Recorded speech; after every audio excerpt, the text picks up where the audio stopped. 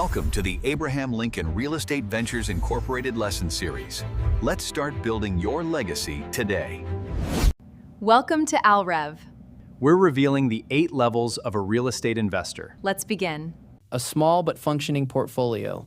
You have 3 to 5 properties now, somewhere between $200,000 and $600,000 in real estate, with maybe $80,000 in actual equity once the mortgages are subtracted out.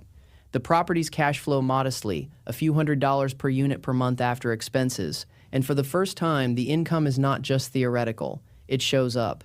You have started using a property manager for at least one of the properties, because you learned the hard way that being your own contractor and your own collector at 3 in the morning is not sustainable. Refinancing becomes a tool now instead of a fantasy.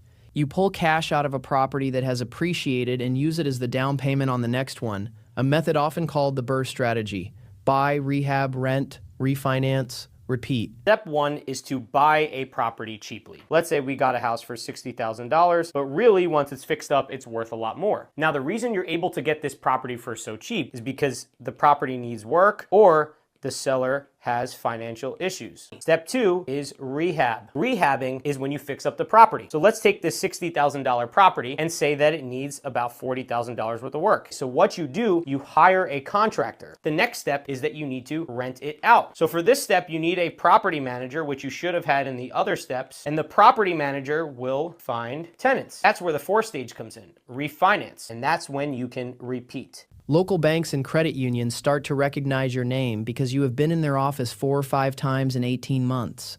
The relationship is not deep yet, but it exists. Conventional lenders are still cautious because you are nearing their limit on finance properties, so you begin exploring portfolio loans through smaller regional banks that hold the debt themselves instead of selling it to Fannie Mae or Freddie Mac, which gives them more flexibility on how many properties you can carry.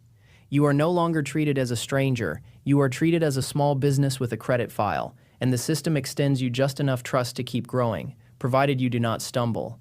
You start tracking your numbers more seriously now too, using software instead of a spreadsheet built late at night, because the volume of transactions has finally outpaced what you can hold in your head, and an accountant who specializes in real estate becomes worth every dollar once tax season arrives. No matter what level of real estate investor you are, We would love to discuss strategy and ROI with you.